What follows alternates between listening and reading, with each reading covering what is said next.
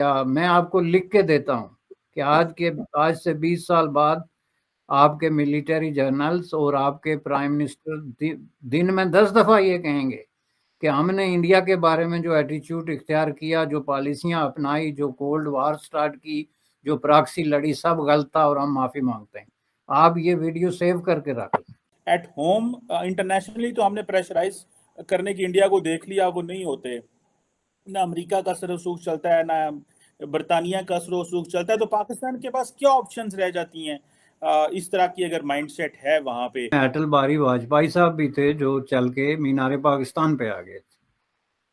उसमें जो है वो मोदी साहब भी हैं और उनको ये क्रेडिट दिया जाना चाहिए कि वो चल के मीनारे पाकिस्तान से भी आगे जाके नवाज शरीफ के घर पहुंच गए थे।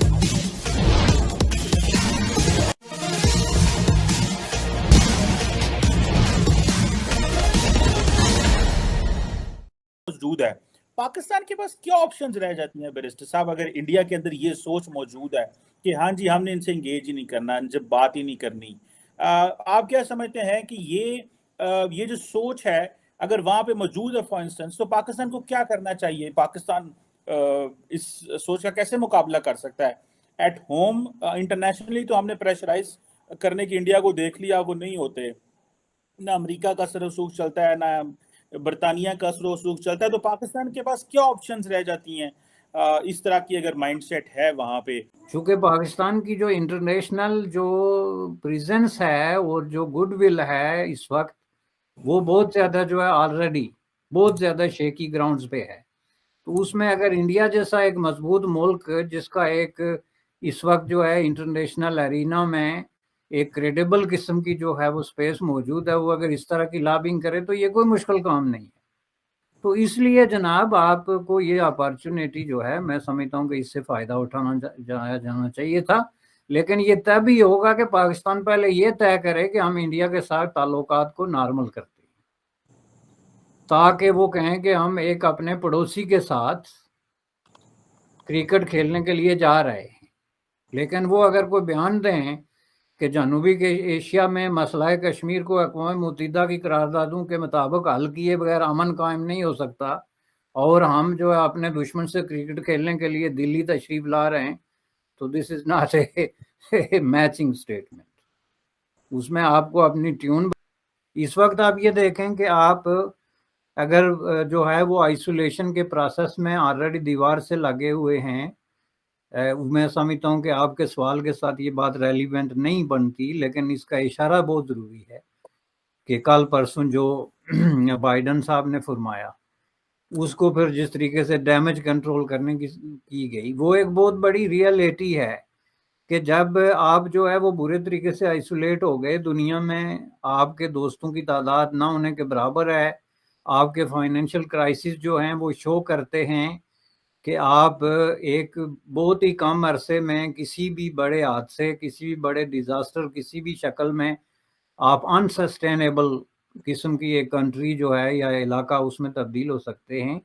तो उस वक्त आपको ये चीज़ें जो हैं, जहाँ जहाँ आपने सींग अड़ाए हों, जहाँ जहाँ आपने कॉन्फ्लिक्ट क्रिएट किए होते हैं, उनको समेट के तो ज़्यादा से ज़्यादा गुड विल हंटिंग करनी पड़ती है। जो बरसर इक़्तिदार पार्टी है बीजेपी, तो बीजेपी में भी डिफरेंट शेड्स और ओपिनियन जो हैं वो मौजूद रही हैं। उसमें अटल बिहारी वाजपेयी साहब भी थे जो चल के मीनारे पाकिस्तान पे आ गए थे। उसमें जो है वो मोदी साहब भी हैं और उनको ये क्रेडिट दिया जाना चाहिए कि वो चल के मीनारे पाकिस्तान से भी आगे जाके नवाज शरीफ के घर पहुंच गए थे। अब ये तो नवाज शरीफ की अपनी जो है वो प्रेफरेंस था ना, ये पर जो भी प्रायोरिटी थी कि उन्होंने घर बुला लिया, लेकिन आप दूसरी तरफ से उसका रिएक्शन देखें ना कि उन्होंने ये जुर्रत की, तो इसका मतलब क्या है कि इंडिया में उनको वो माइंडसेट नजर नहीं आ रहा था, जो ये नहीं देख रहा था कि जी ये हमारे प्राइम मिनिस्टर साहब पाकिस्तान के प्राइम मिनिस्टर के घर क्यों जा रहे हैं। बीजेपी में बाल ठाकरे वाला माइंडसेट भी था। तो उस वक्त मैंने ये कहा था कि जिन लोगों को ये खौफ है, जब मोदी साहब इलेक्ट अभी नहीं हुए थे कि मोदी साहब जैसे लोग इलेक्ट हो सकते हैं, उनको उस दिन के लिए सोचना चाहिए जब बाल ठाकरे जैसे लोग इलेक्ट होंगे, और मैं लिख कर देता हूं कि होंगे। क्योंकि इसमें आप लोगों का भी बहुत बड़ा हाथ है। आप देखते क्यों हैं? आपका प्राइम मिनिस्टर जो है उसका क्या राइट पहुंचता है कि इंडिया में एक इलेक्टेड जो है प्राइम मिनिस्टर मौजूद है जिसने बिलियंस ऑफ वोट लेके इलेक्ट हुआ है, तो उसके साथ बात करने या उसके बारे में बात करने या उसकी पार्टी के बारे में बात करने के बजाय आप कूनों खुदरों से और गारों से जो है आरएसएस को निकाल के ले आके टेबल पर रख दिया आपने, जिसका दुनिया को पता ही नहीं। मगरब को जाके कहते हैं आरएसएस, तो वो कहते हैं व्हाट इज दैट, फिर उसकी हिस्ट्री सुनाते हैं कि वो जी एक 1920 के 29 में फलां साहब थे उन्होंने बनाई थी। अच्छा जी, यही कोई रेलिवेंट बात करो। आप लोगों में जरूरत ही नहीं है बात करने की कि आप बीजेपी को क्रिटिसाइज करें नाम लेके या नरेंद्र मोदी को क्रिटिसाइज करें नाम लेके। आरएसएस चूंकि एक हवाले से नॉन एग्जिस्टेंट है ना, इस हवाले से चूंकि गवर्नमेंट में वो नहीं है या प्राइम मिनिस्टर वो नहीं है, तो आप उनको इल्जाम देते रहें जैसे कुछ इंडिया का सेगमेंट जो है वो हाफिज सईद और फलां, हालांकि उनका हक बनता है चूंकि इन्होंने वहां पे कार्रवाइयां की हुई है। लेकिन आप जब गवर्नमेंट टू गवर्नमेंट बात कर रहे हैं तो आप ये देखें कि गवर्नमेंट ऑफ इंडिया जो है, क्या उसने आपको ये मैसेज दिया है कि जी हम न्यूट्रल कंट्री में खेलने के लिए तैयार हैं? तो उसमें जनाब वो अगर कोई ऐसा सेगमेंट ऑफ सोसाइटी है, वो तो हमारे यहाँ में भी है, पाकिस्तान में। आप मुझे बताएं कि इन कैसे लोगों की कमी है जो कहते हैं इंडिया से बात मत करें, इंडिया से क्रिकेट मत खेलें, इंडिया से जो है वो कल्चरल एक्सचेंज नहीं होना चाहिए। ये जो कुछ हुआ, जो मूवीज चलती थी आर पार, ये जो आपके एक्टर एक्ट्रेसेस, ये जो तबादले होते थे, ये सारा कुछ था, ये क्या हुआ? तो ये लोग दोनों तरफ मौजूद हैं उनकी अपनी एक कुव्वत है डेफिनेटली, और वो एक शेड ऑफ ओपिनियन है जो हमारी सोसाइटी का ट्रेजिक प्रेजेंस है इस तरह की शेड की।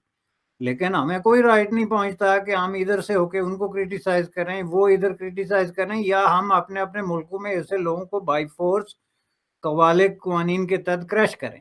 चूंकि हर तरह की शेड ऑफ ओपिनियन जो है उसका राइट है वहां पे एग्जिस्ट करने का, जो प्रो पीस है और जो एंटाई पीस है, वार मोंगर है, उसका भी राइट है कि वो बात करे, अपना बयान दे, अखबार में वो बयान आए, टीवी पे वो बयान आए, तब इसी को एक्सचेंज ऑफ आइडियाज कहते हैं। और यही एक पॉजिटिव वेन्यू है जो पीस की तरफ आपको जो है गाइड करता है। बिल्कुल ठीक है, ये तो एक जबरदस्त पॉइंट ऑफ व्यू है। अगर ये हम आपने सही कहा कि अगर लार्जली हम इस आई थॉट से आगे निकल जाएं और हम वो बीजेपी की पॉलिसीज को डिस्कस करना शुरू कर दें कि वो क्या कर रहे हैं, वो रादर देन कि हम वो पीछे जाना शुरू कर दें, उससे एक और जो है वो एक एंगल जो है वो डिस्कवर होता है। आप अगर हमसे जुड़ा रहना चाहते हैं तो कृपया मेरे चैनल को सब्सक्राइब करें तथा बेल आइकन भी दबा दें ताकि नई वीडियो की जानकारी तुरंत आप तक पहुंच जाए। धन्यवाद। जय हिंद।